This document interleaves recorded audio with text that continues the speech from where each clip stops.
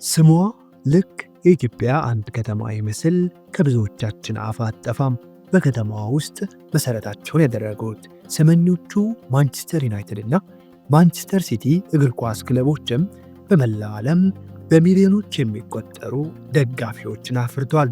ኦልድ ትራፎርድ ሲባልም ልክ ተጫውተን ያደግንበት የሰፈራችን ኳስ ሜዳ ይመስል ስሙ በብዙዎቻችን ዘንድ ትውስታን ይጭራል። እንግዲህ ይህን ያክል የምናውቃት ማንቸስተርም እኛን በምግብ ባህላችን በደንብ የምታውቀን ይመስላል። ከተማዋ ውስጥ ቁጥራቸው ከፍ ያለ ኢትዮጵያውያንና ኤርትራውያን የሚኖሩ በመሆናቸው በርካታ የሀበሻ ሬስቶራንቶችን በውስጧ ይዛለች። በዛሬው የውብ ከተሞች ኤፒሶዳችን ወደ እንግሊዟ ማንቸስተር ተጉዘን አስደናቂው የእንግሊዞች የእግር ኳስ ባህልን፣ ዓለም ሁሉ እንደ ሰፈሩ የሸመደዳቸው ኦልድ ትራፎርድ እና ኢትሃድ ስቴዲየሞችን፣ በማንቸስተር ውስጥ ታዋቂ የሆኑት የሀበሻ ሬስቶራንቶችን፣ ለመሆኑ ጥብስ ማንቸስተር ውስጥ ስንት ይሸጣል? ሽሮስ? ሚዲያዎች የማያሳዩን የከተማዋ ሌላኛው ገጽታ የሆነው ቤት አልባነት ወይም ሆምለስነስን ጨምሮ በከተማዋ በአጠቃላይ ኑሮ ምን እንደሚመስልና መታየት ያለባቸው ታዋቂ ቦታዎችን እናስጎበኛችኋለን። እናንተም ሰብስክራይብ እና ላይክ በማድረግ ፓስፖርታችሁን አሳድሱ፣ ቲኬታችሁንም አዘጋጁና አብረን እንብረር። እስካሁን ባለፈው እድል መቆጨት ብቻ ጥቅም የለውም። አሁን ያለውትን እድል መጠቀም ያስፈልጋልና በመሃል ፒያሳ አድዋ 00 ቁጥር 2 አጠገብ ላይ አዋጪ የንግድ ስፍራ ላይ ቴምር ሪል ስቴት 500 ሱቆችን ለገበያ ያቀረበ። ቅድመ ክፍያው 900,000፣ አጠቃላይ ዋጋው ደግሞ ከ3.9 ሚሊዮን ብር ጀምሮ። ይፍጠኑ፣ ጥሪቶን ጥሩ መሰረት ላይ ያኑሩ። ቀድሞ ለደረሰ እድል ለሚጠቀም ከፍ ማለት እንጂ ዝቅ ማለት የለም። ቴምር ባቀረበው በሪል ስቴት ዓለም የሱቅ ባለቤት ይሁኑ። ከዚህ በተጨማሪም በመሃል ፒያሳ ከሊሴ ገብረ ማርያም ትምህርት ቤት ጀርባ ከ480,000 ብር ቅድመ ክፍያ ጀምሮ ከስቱዲዮ እስከ 3 መኝታ ቤት ድረስ የቤት ባለቤት ይሁኑ። ይህ ለእርሶ ይገባዎታል። ቴምር ሪል ስቴት። እንብረር። ማንቸስተር በሰሜን ምዕራብ እንግሊዝ የምትገኝ ትልቅ ከተማ ስትሆን በበለጸገው የኢንዱስትሪ ቅርሷ፣ በእንግሊዝ ባህል ተጽዕኖ እንዲሁም በእግር ኳስ ታሪኳ ትታወቃለች። ማንቸስተር ከዋና ከተማዋ ከለንደን 260 ኪሎ ሜትር በሰሜን ምዕራብ አቅጣጫ ትገኛለች። 550,000 አካባቢ ሕዝብ የሚኖርባት ከተማዋ ከ2.8 ሚሊዮን በላይ ሕዝብ የሚኖርበት የግሬተር ማንቸስተር ሜትሮፖሊታን አካል ናት። የማንቸስተር ታሪክ ከጥንት ሮማውያን ዘመን የሚጀምር ነው። ነገር ግን ከተማይቱ ዝናዋ መውጣት የጀመረው በ19ኛው ክፍለ ዘመን የጨርቃጨርቅ ማምረቻና የንግድ ማዕከል በመሆን በኢንዱስትሪ አብዮት ውስጥ ወሳኝ ሚና መጫወት ከጀመረች በኋላ ነበር። ማንቸስተር ዓለም ሁሉ በእርሻ ዘመን በነበረበት ወቅት ኢንዱስትሪን ሀ ብላ የጀመረች ፈርቀዳጅ ከተማ ነች። በወቅቱም በተለይም የቴክስታይል ፋብሪካዎች በስፋት የተጀመሩ ሲሆን ብዙ ሰዎችም የፋብሪካ ሥራ ለማግኘት ወደ ማንቸስተር ይሰደዱ ነበር። በ1830 ዓ.ም ማንቸስተርን ከሊቨርፑል ጋር ያገናኘውን የዓለም የመጀመሪያው የባቡር ጣቢያም እዚህ በማንቸስተር ከተማ ነበር የተገነባው። ከተማዋ ታዋቂ የሙዚቃ ባንዶች፣ ሙዚየሞችና ዩኒቨርሲቲዎች የሚገኙባት ጠንካራ የባህልና የሳይንስ ማዕከልም ናት። ከተማዋን ዞር ዞር እያልን ለመቃኘት ጉዞአችን የምንጀምረው ከማንቸስተር ሲቲ ሴንተር ወይም የከተማዋ እምብርት ነው። ይህ የምታዩት የከተማዋ ማዕከል ነው። ሎካሎቹ ወይም ደግሞ የማንቸስተር ነዋሪዎች ስፍራውን ባጭሩ ታውን ብለው ይጠሩታል። ወደ ታውን እንሂድ። አውቶቡሶችና ትራሞች ደግሞ ማዕከሉን ከተለያዩ የከተማዋ ክፍሎች ጋር ያገናኛሉ። ማንቸስተር ከተማ ውስጥ በታሪካዊ ሕንፃዎቿ መሃል ታሪካዊ የኮብልስቶን ጎዳናዎቿ ላይ ወክ እያረጉ በእግር ለመዞር ትመቻለች። ነገር ግን ከተማዋ እጅግ ፈጣንና ተደራሽ የትራንስፖርት ስርዓትም አላት። ሜትሮሊንክ ትራምና ቀላል ባቡር ወደ ከተማዋ ሁሉም አቅጣጫዎች የባቡር አገልግሎት ይሰጣል። አውቶቡሶችም ቢሆኑ ይበልጥ ተደራሽ ናቸው። የማንቸስተር ሲቲ ሴንተር በደማቅ የሾፒንግ ማዕከላት፣ ሬስቶራንቶችና የጎዳና ላይ ትዕይንቶች ይታወቃል። ታሪክ፣ ባህላዊ ቅርሶችና እግር ኳስ ያገነኗት ማንቸስተር ከተማ በየዓመቱ ከ5 ሚሊዮን በላይ ቱሪስቶች ትስባለች። ኑሮ በማንቸስተር በአጠቃላይ ከሌሎች የእንግሊዝ ከተሞች በተለይም ከለንደን ጋር ሲነጻጸር ርካሽ የሚባል ነው።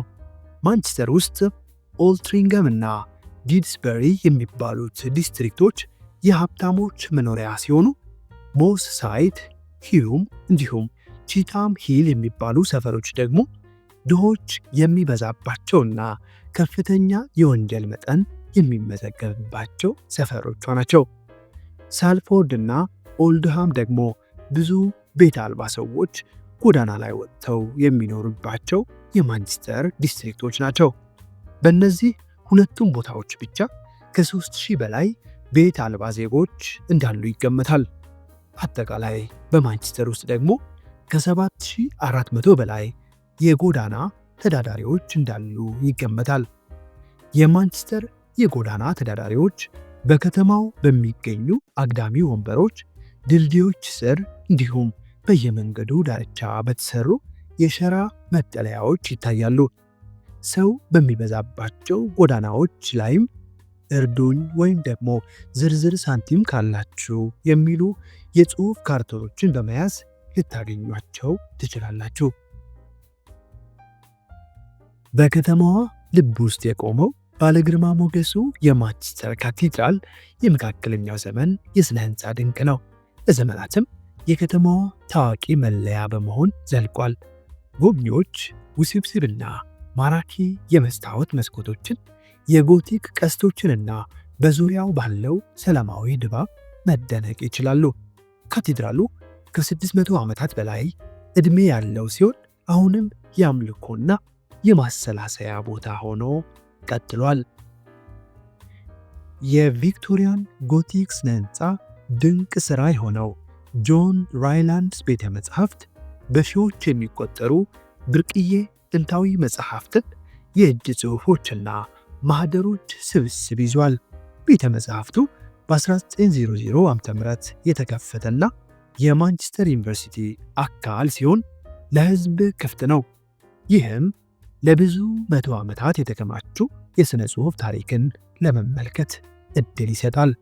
ማንቸስተር በውስጧ 5 ትላልቅ ዩኒቨርሲቲዎችን የያዘች ሲሆን ከነዚህም በጣም ታዋቂው ዘ ዩኒቨርሲቲ ኦፍ ማንቸስተር ነው። ዩኒቨርሲቲው ከ40,000 በላይ ተማሪዎችን የያዘ ሲሆን ብዙ እንግሊዛውያንም ከተማዋን ለትምህርትነት እንዲመርጧት ምክንያት ሆኗል። ከተማዋ ከመላው ዓለም የተሰበሰቡ ቅርሶችን የያዘው ዘ ማንቸስተር ሚዚየም፣ የማንቸስተር አርት ጋላሪ እና ዘ ሳይንስ ኤንድ ኢንዱስትሪ ሚዚየምን ጨምሮ የበርካታ ታዋቂ ሚዚየሞች መገኛም ናት። ከዓለማችን ስመጥር ስቴዲየሞችና የስፖርት ምልክቶች አንዱ የሆነው ኦልድ ትራፎርድ በግሬተር ማንቸስተር ትራፎርድ በሚባለው ዲስትሪክት ውስጥ ይገኛል።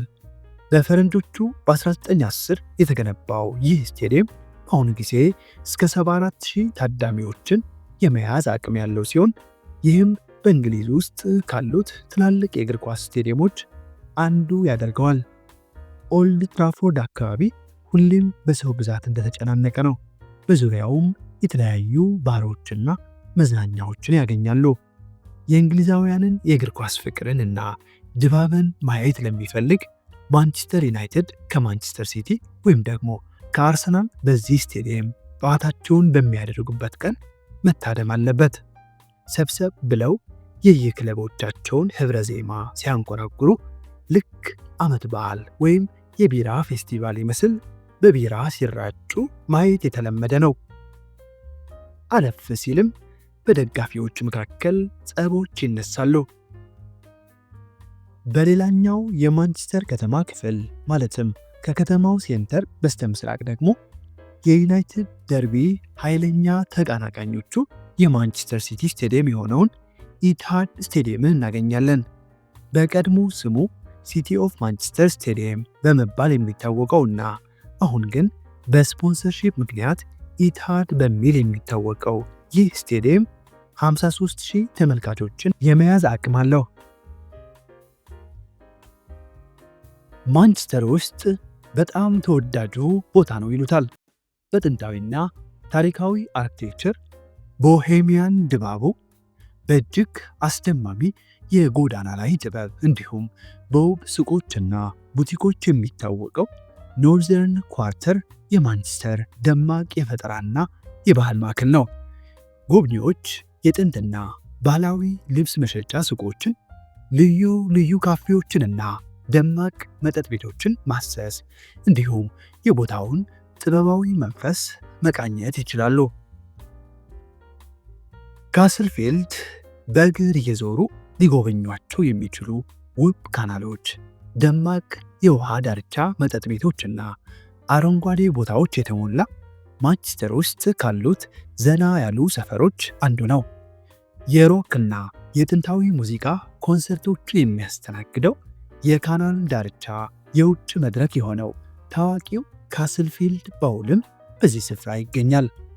ሌሎች በካስልፊልድ የሚገኙ መስህቦች ከተማዋ ስያሜዋን ያገኘችበት የጥንት ሮማውያን ምሽግ የሆነው ማመሲየም እንዲሁም የፊልም ማሳያዎችን፣ ኤግዚቢሽኖችንና የቀጥታ ቲያትርን የሚያዩበት የጥበብ ማዕከል የሆነው ሆም ይገኙበታል።